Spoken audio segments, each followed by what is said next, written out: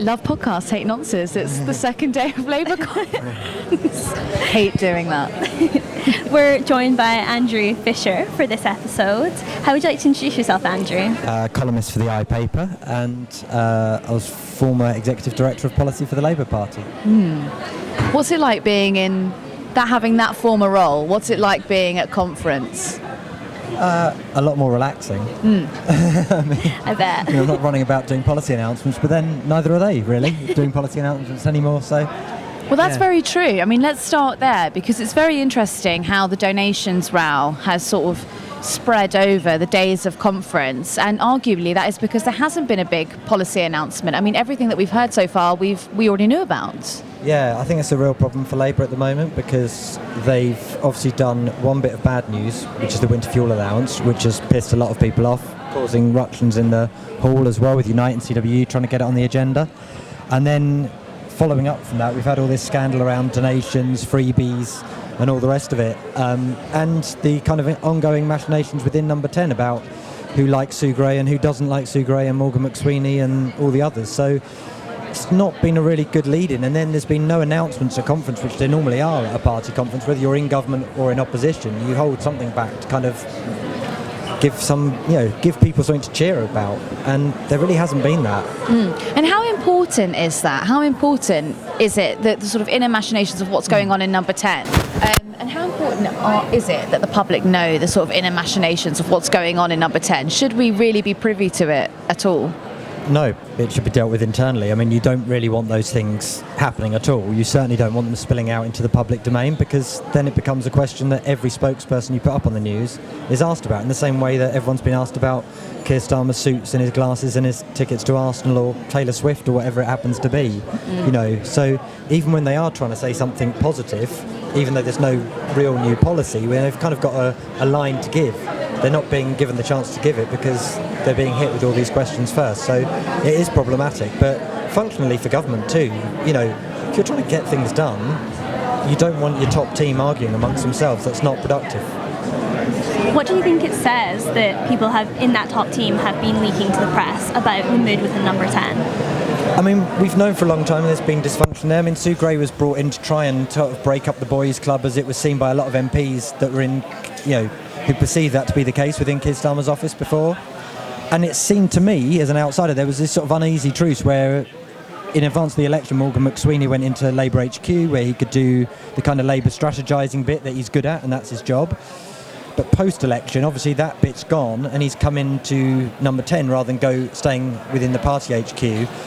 And it seems those ructions are back. Now, I don't know whether that's Sue Gray's fault or Morgan McSweeney's fault, and frankly, it doesn't really matter. They should both be professional enough to kind of get over it. And there are clearly, as well, some special advisors who don't like Sue Gray. And there were some teething troubles, I think, in getting people appointed on the right salary. People's salary hasn't gone up, or in a couple of cases gone down slightly from what they're earning in opposition. So, there's some things that have been handled badly by the sounds of it, but those sort of things should be resolved internally. How important is it that Sue Gray is paid more than the Prime Minister? I mean, does that matter? I don't think it does. I mean, there's lots of public servants that are paid more than the Prime Minister. I mean, most council chief executives are paid more than the Prime Minister. My council chief executive in Croydon, which is a complete basket case, is paid £195,000 a year. God knows why.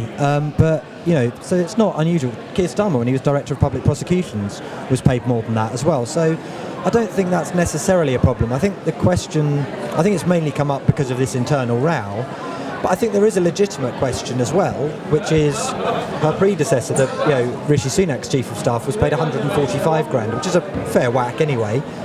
Why does she deserve a 17% pay rise at a time when not many people are getting that on 1 year anyway? So, I think there is a legitimate question there, and it's a bit of an own goal to do that at a time where you're taking money off of pensioners, to suddenly go, oh, but my top employee is getting a 17% pay rise.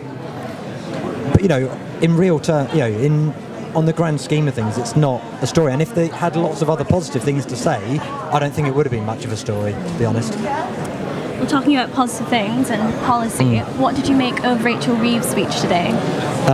Well, she was definitely trying to be more positive. There was definitely a lot more smiling, and there was a lot more sunlit uplands, and my ambition knows no bounds, and Britain can be wonderful. But we've got to take a few tough decisions first. That sort of bit was sort of said in the soft voice, it's kind of underplayed and minimised.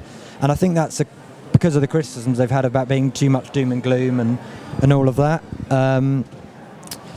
But I'm not sure if you strip away the rhetoric, there was any real change in the substance when, there was still the talk of tough decisions, in-year spending cuts. In the press huddle afterwards, the spokesperson was saying, there are savings to be had in the welfare budget, so it looks like there's going to be some sort of attack on that in the budget. That seems pretty extraordinary. Yeah. To go after the welfare budget. Especially after we've had 14 years of the Tories doing it. And it seemed like there's been a bit of a change in tone, a bit more from Alison McGovern, a bit more around supporting people back into work rather than kind of more sanctions. There seems to have been a move away from the Tories rhetorically.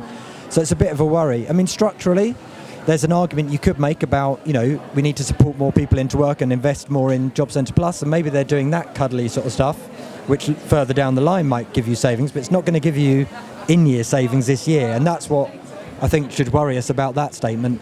How does that possible cuts to the welfare budget play with what Rachel Reeves was saying, that there will be no return to austerity? Well, I mean, she was asked this on the Today programme this morning, and it was sort of clarified that she meant no return to austerity by the end of the Parliament, like it's not going to be a Parliament of austerity, but it kind of left the door open and pretty much acknowledged there might be some austerity this year. So I think that's the kind of tightrope they're trying to walk, is saying, look, we're not doing George Osborne style austerity. The problem is that austerity limits growth. That's why we've had 14 years of really low growth, because austerity inhibits growth. So if you carry on with that, you're not going to get to this, you need to break the cycle yourself. You can't just hope something turns up and growth appears while carrying on with austerity. And if you're not putting in more money to those public services, then you are not. Yeah. I mean, you're delivering a George Osborne style austerity, aren't you? Yeah, absolutely. And public services are in such a bad state that they're a drag on economic growth. When you look at the NHS waiting lists, I think something like 1.5 million of the people on those waiting lists are working age. They're people who could be working but can't because they're waiting for treatment. There's also a lot of working age people that have had to reduce their hours or give up work to look after elderly relatives because they're, or family who are in pain waiting for that operation or whatever. So there is a real problem with the lack of funding for NHS and social care being a drag on growth itself. It's like what Mariana Mazzucato, who I believe you'll be speaking to later, was saying about these short-term cuts cause long-term detriment and cost much more in the long term. Absolutely. I mean, she made that point about the winter fuel cuts as well, which is if you end up with more elderly people in hospital this winter because of cold-related illnesses, then that's going to have a cost on the NHS, which may counteract the savings that you're going to get from cutting the winter fuel allowance. So absolutely. I mean, we also saw industrial strategy being mentioned as one of the levers for triggering long-term growth. But there wasn't much discussion of what that industrial strategy involves or how, was there? Yeah, I mean, she said we will publish an industrial strategy, I think next year is the aim, alongside Johnny Reynolds, the business secretary. The problem is, though, if you look at the last couple of weeks, you've had the Grangemouth oil refinery in Scotland close, you've had jobs going at Port Talbot and Scunthorpe Steelworks, you've got Harland and Wolff, the shipbuilders, who've got sites in Scotland, Devon and Belfast, most iconically, shedding jobs and kind of almost circling the plug hole, really, it looks like. And it's, well, where's their industrial strategy now? You need to kind of be doing something about that. I mean, surely, if you're talking about renewable investment, wind turbines, they're made of steel. New railways made of steel. If we've got no steel productive capacity in Britain, that's a real problem for them. So it's a real mistake to just let that go and stand on the sidelines at the moment. Well, even with Port Talbot, I mean, there was some suggestion before Labour got in that perhaps they would reverse the electric furnace that's going to be put in Port Talbot. That's important because if you're not making the steel the way that it's being made now, that steel is useless for things like wind turbines, and it's even useless actually for things like tins of Heinz baked beans. It's not. Recycled steel is not. It's not the same. That we need. We thought there was going to be a reversal of that policy, but it looks like they are actually going to plough ahead now with the electric furnace. They're going to allow Tata Steel to open that furnace and close what is currently there. Blast furnace, Is that the right? I mean. No, it's a mistake because we still need that steel. We'll just be importing it, and other people will be making it in other countries. And those tax revenues will stay in those other countries. So it's a real mistake. You know, if you've got a plan to really invest and get Britain building again, which is the phrase you used again today, then you want the supply chains to be in Britain as well, because then you get the tax revenue all the way through, and it has knock-on effects. I mean, the local economies of Port Talbot and Scunthorpe are really going to be hit by this. You know, these are good, well-paid, unionised jobs that have gone. I mean, it's the same in Grangemouth as well. I think 400 job losses there, and they're turning it from a refinery into an importing site.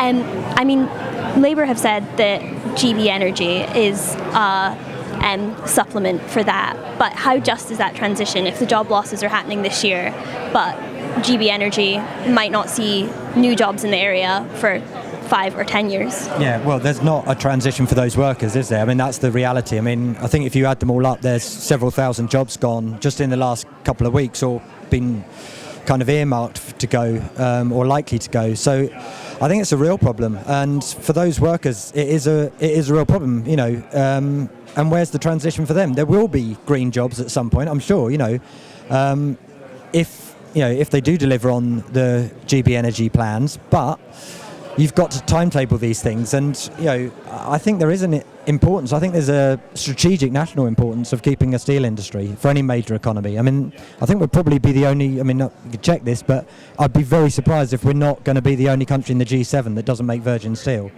You know, I think that is a real problem. Which leads to more imports and is arguably a nonsensical way to go about trade. Yeah, I mean, it's pretty much like Thatcher closing down the mining industry when there were still productive coal seams. It's like we just ended up importing more coal. We didn't reduce, you know, the pollution from it. We just cut the jobs and lost revenue. I mean, it was counterproductive. You know, there's no doubt we had to get off coal, and we could have done it in a more managed way. Same way that, you know, we will evolve away from, oil, like Grangemouth, those sort of things are going to go in time, but you want to do it in a managed way that doesn't wreck communities like we saw in the 80s with the coal sector and like we're seeing with steel now, There's also, during Rachel Reeves' speech, we had the announcement from the Royal College of Nursing that they have voted not to accept the 5.5% pay offer that was offered to them a few months ago. That's quite a blow, presumably, to the Chancellor. Yeah, I mean, she made great play in her speech about, we've boosted public sector workers' pay, and I make no apologies for that, and it's the first above-inflation pay rise for, years. And it is, public sector workers have had pay freezes, pay caps, and then below inflation offers for most of the last 14 years. And people's living standards have gone down a lot, which is why there is a campaign. The TUC a couple of weeks ago in Brighton voted for a campaign of pay restoration, which is slowly getting back up to where people were in 2010, which is a fairly modest demand, really. But clearly the nurses feel that 5.5% isn't quick enough, especially when the junior doctors have got 22% over 2 years. And a name change. They'll no longer be junior doctors. Yeah. Yes. Yeah. So I think that is a real issue. And, lots of people are struggling to make ends meet. If you're a nurse, I think once you're fully qualified, I think you're earning about £30,000 a year. If you've had to remortgage in the last year, that's added hundreds of pounds onto your monthly outgoings. If your rent's gone up by 10 or 15%, as it has in many parts of the country, that again has added hundreds of pounds onto your monthly outgoings. 5.5% soon gets eroded, and energy bills are going up by 10% from next month. So. And then you've got the knock-on effect of that. So the nurses not accepting that 5.5% pay deal, that's the same offer that was made to the teachers, to the National Education Union, and they are being balloted as we speak. They're actually going to the polls. They're doing a short poll as we speak about whether they're going to accept that or not. I mean, if you were a teacher and you hadn't voted yet, you've seen the nurses not accept that 5.5%, you might not accept that deal. It's possible, I suppose. I mean, I think it depends on how much faith people have got in this being a 1 year thing or multiple years of above inflation rises. If you get multiple years of modest above inflation rises, you will get back to pay restoration eventually, and if there's a commitment to that from the government, that's great. But actually Keir Starmer went to the TUC and said it's going to be a tough challenge, and that's going to be reflected on pay. So he basically hinted, look, you've had your above inflation pay rise now, be grateful for that, you won't be getting it again. That, reading between the lines, I think is probably what's influenced the RCN members, even though they're not TUC affiliated. But I mean, given all that and everything we've spoken about, how true do you think Rachel Reeves' response to the protester that we saw during her speech, that we're a changed Labour Party that represents working people, not a party of protest. I mean, what do you make of that? I mean, it's a strange line because Labour was founded on protest. I mean, it's founded by trade unions. It was founded, and well supported by suffragettes and, all kinds of campaigners over the years. So it is a really odd thing to say, and Labour's rightly protested against a lot of the things the Tories did that were bad, as you should. So I think it's hard to say we're back in the service of working people if you're saying, we're going to cut welfare and we're cutting, the winter fuel allowance from pensioners who have, worked all their lives and expected a decent kind of retirement, And it's interesting that it's unions who've had to attempt to table this motion at conference about whether Labour should renege on their policy over winter fuel payments, because arguably, I mean, those pensioners have paid subs before, but they're not representing them anymore, the unions. They're not directly accountable to them. So it's possibly just a morality argument. I think it is driven by morality, and I think that's right. But unions also do have retired members still. Sometimes they're not paying subs. It's kind of a paper membership in that sense. But also, if you protect pensioners' benefits, you're protecting the benefits for workers of today, tomorrow, and that's why it's so important, I think, to defend pensions regardless of your age. It's not, we're all going to get to that age eventually. Some of us are closer than others, but, if you defend it for today, it's there for you tomorrow. So I think there is a kind of wider, more enlightened interest in the unions defending it as well. Sure. I think if you consider the current climate of Labour conference, though, I think that's probably where my surprise comes in, that it's being, that it's fallen to unions. A lot here now feels very corporate. It feels very transactional. It feels who can do what for the Labour Party rather than what can the Labour Party do for you. Yeah. I don't know if that's been your impression at all. I haven't really got a feel of that yet, but clearly there's a lot of people with their hand out for tickets to certain things over the last few years. So certainly some of the cabinet have been taking that approach. I think that's fair to say. Going back to the potential strike, so looking at the RCN, them not accepting this 5.5% pay deal, and then considering that the teachers also might not accept this 5.5% pay deal, we could be right back where we were in July. This is not the October that Rachel Reeves was hoping to head into. No, clearly, the RCN will have to ballot their members again for strike action if they do, so there'd be quite a long lead-in process for that. It might be that they'll go back and have negotiations first and try and get more through talks with the Treasury and with Wes Streeting, presumably, as the Health Secretary. And then if nothing comes of that, we might move to a ballot. So it's probably not going to be until probably the new year, given the industrial action timeline that you'd have a ballot, win it, and then announce action. So But you're still facing those headlines. Yeah, of absolutely. Potential strike action. Yeah, I think we could. And depending on what's in the budget in terms of the comprehensive spending review and departmental budget cuts and what that implies for pay in future years, I think we definitely could see the unions become quite hostile quite quickly. And I think part of what's driven the kind of resistance to winter fuel allowance is if we let this go through, then it'll be our members next. If we don't stand up and defend pensioners, then there'll be more of this to come. And I think putting a line in the sand and making there be a political cost to doing the winter fuel allowance cut means it's less easy to go for other things later. One of the things we did see Rachel Reeves mention, and also Angela Rayner in her speech yesterday, was the New Deal for workers. Yeah. How much of an offering do you think that really is, and how much of a difference do you think it'll make to British workers? Potentially quite big. It is, even in its slightly diluted form that it got into the manifesto as, it would be the first significant enhancement of workers' rights in this country for at least 40 years. So it's significant.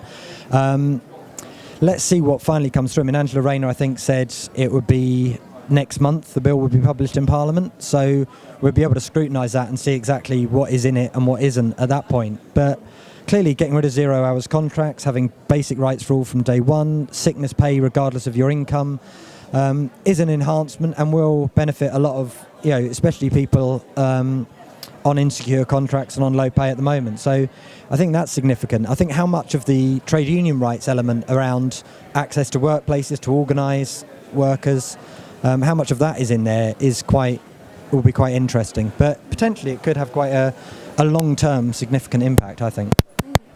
There was quite quite an interesting line from Angela Rayner at a Fringe event. It almost felt like public-facing lobbying of the Treasury. She told a Fringe event that hopefully this government will be serious on their social housing commitments.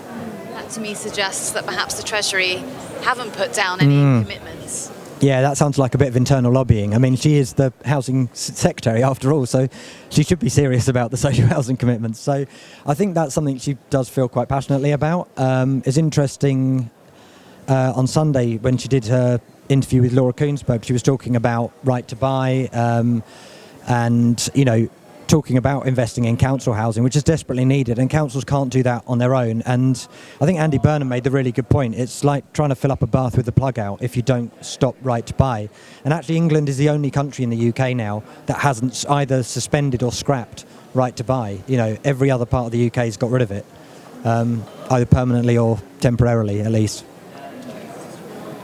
I mean, and if you look at how much debt councils are getting into, just trying to fill that plug hole, like Andy Burnham said, by putting people into temporary accommodation, the figures on that are quite astounding. How much of councils' budgets are being put into housing people in temporary accommodation? Yeah. And that makes the case, I think, for rent controls, which is a point Andy Burnham and Sadiq Khan have made, because a lot of the reason people are getting evicted from private rents is because of landlords putting the rent up massively, and the cost of that fall on councils. Absolutely.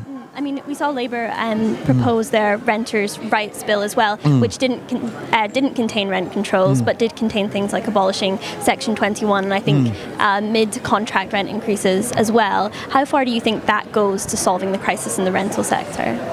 Not very, because we're starting from a really, really bad position where rents have gone up well above inflation for several years and well above wages. So people are really struggling to make ends meet. You compound that with energy bills going up by 10%, presumably council tax going up by at least 5% next year again, because it doesn't look like there's going to be a whole big funding settlement for councils in the budget from all the rhetoric we've heard.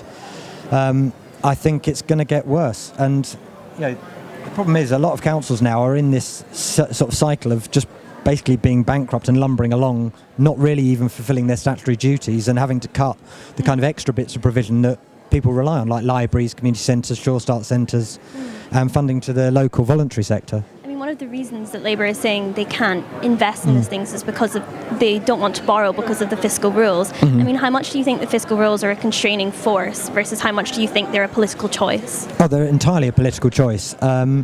Clearly, if you're investing for productive reasons, you know, to build housing, you know, things that create jobs and help other parts of the economy, that's an asset. You know, the problem that Liz Truss got into is you had completely unfunded tax cuts which were weighted towards the richest, which will have no impact on economic growth. You know, it would just basically mean more people are storing more money offshore. You know, that's not going to help the productive capacity of the country and mean Britain borrowing a hell of a lot more. Whereas if you invest, you get growth, and that's what we need. You can't say, oh, we've got, you know, a terrible lack of growth and terrible finances, so we're not going to do anything about it and hope growth turns up and then we can invest. You know, it's just not realistic. Well, that was what was interesting about the announcement in Reeves' speech about these 200 odd new workers that will be employed by HMRC to crack down on people who aren't paying their fair share of tax. I mean, presumably that's going to go after people who are, well, already paying tax but not the correct amount.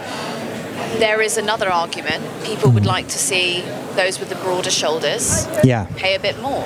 Yeah, I mean, it's 5,000 new jobs she announced over the course of the Parliament, with 200 hired already, I think. So, I mean, that's good news, but I think I'm right in saying Revenue and Customs has lost somewhere in the region of 20 or 30,000 since 2010. So it's only a small step back up towards that. But it's good, it's welcome. But yes, I think clearly the tax system does need to be rebalanced, and hopefully we'll see some of that in the budget. I mean, that clearly has to be a part of it. I mean, the obvious low-hanging fruit, I think, is equalising capital gains tax so that people who earn their money from investments and speculating and, you know, selling or buying property are paying the same rate of tax, basically, as those of us who go out and work for a living. So, which is a fairly modest demand, but it would raise £16 billion, which is a big amount of money. It feels a bit more than the 2 billion, the modest 2 billion that's been potentially saved through the winter fuel allowance. 1.3, yeah. I mean, it's trivial amounts. And if people took up the pension credit, which I say they're trying to encourage pensioners who don't claim pension credit to take up that would wipe out those savings 3 times over. So, you know, it's not really a serious thing that this had to be cut in order to do it. And I think if you look back over the last 5 Labour manifestos, until this one, every single one had spelled out Labour's policy on the winter fuel payment. 2024 didn't. I think they were knew in advance. Why do you think they made the political choice to cut winter fuel allowance before raising capital gains tax? I don't know, and I suspect they're regretting it, given the fallout from it, not just here at conference, but wider in the polls and with the backlash. I mean, it's a really silly thing to do at the same, I think it was roughly the same week that Ofgem announced energy prices were going up by 10%. So you know, it's a really bad message. And then you've had this kind of further scandals come out about how much, you know, Labour have taken freebies and, you know, had their suits bought for them. You know, a time where you're taking money off pensioners to say, here I am on 6 figures and somebody's buying me my suits. Oh, and that's fine, by the way. That's perfectly justifiable. I think just really irritates people, which is why Keir Starmer's ratings have tanked so much in the polls. I mean, we did see Rachel Reeves defend the hard decision of cutting the winter fuel allowance in that speech by saying that the triple lock to pension credit would offset it. I mean, what do you make of that argument? Well, it's nonsense. It's like saying, I'm going to mug you for £300, but don't worry, your boss is giving you a pay rise next week. It doesn't really add up, because the whole point of the triple lock is to add to the value of the pension. It's not that it can be offset against taking something away from you. You know, I think if your employer said to you, I'm giving you a 3% pay rise, but I'm taking a cash amount off you that basically nullifies that, you wouldn't be too impressed. Do you know what I mean? So, no, they're two separate things. And, you know, it's really odd that it's the left defending a policy that was brought in by Blair and Brown. You know, it's the supposed Blairites of Keir Starmer's cabinet are trouncing the legacy of Blair and Brown. It's a very odd thing. I mean, I think we saw Rachel Reeves try to evoke something of Gordon Brown when she kept mentioning that that's the Britain we're building, which is an allusion to Gordon Brown's 2009 speech. Why do you think she was trying to maybe draw a connection between herself and Brown? I don't know, is the honest answer. Do you think there's nostalgia? Yeah, I think there is a bit of nostalgia. I mean, you know, she is... I mean, actually, there was Alistair Darling in between, but in terms of kind of, you know, an iconic figure, really, of the last... I mean, the only really significant Labour Chancellor, you know, Alistair Darling kind of was in that period post-banking crash to them getting booted out of office, so it wasn't the most glorious of times. You know, whereas, actually, Gordon Brown did do some really good things in government. You know, he was the driving force that got child poverty down by, you know, over 1 million, you know, and pensioner poverty down by 1 million as well. So... you know, I think he's kind of been quite widely revered across the spectrum, and actually a lot of his legacy now is not being defended by the people who claim to be his inheritors. It's quite odd that defending things like tax credits, you know, if you think back to 2015 when there was that big furore over the welfare cuts there and Labour abstained, it was the left, you know, about 50 Labour rebels on the left who rebelled against it, and they were prepared to let it go. It's very odd. While we've been speaking, Ed Miliband passed us. He's on his way to go and give his big speech, his energy speech. Right. And we're able to talk about this because it's going to come out shortly. Within that speech, there is some good news for renters. They are going to recommit to bringing back the energy efficiency standards for the private and social rented sector. Sunak obviously scrapped these targets. I believe it was part of their... clearing out the house of wokeism. It wasn't fair to put the onus back onto landlords to provide good and safe homes. Habitable homes, yeah. Yes. How dare people have insulation in their homes? Yes, so that's a terrible burden on private landlords. No, it's really good they're doing that. And I think it's important that you bring in, you know, the ordering of this is important, bringing in greater protection for renters, I think is really important, which goes back to your point about that bill needing to be more radical, because, okay, you can't do in-year rent rises, but at the end of a year or whenever your rent period is, if they can jack up the rent and say, oh, well, I've insulated your home now, then you're going to see more burden going back onto local councils again. So getting these things right and coordinated is really important. So it's a good policy, and it's something the last Labour government did around the decent home standard around improving council housing, which had been in quite a poor state of repair, you know, under the Tories. So to extend that to the private rented sector is really good. It just needs protections for renters as well, that they're not paying for it by default, effectively. Absolutely. I think we'll wrap it up there. Andrew Fisher, thank you very much. Thanks a lot. Cheers. Thank you. Bye.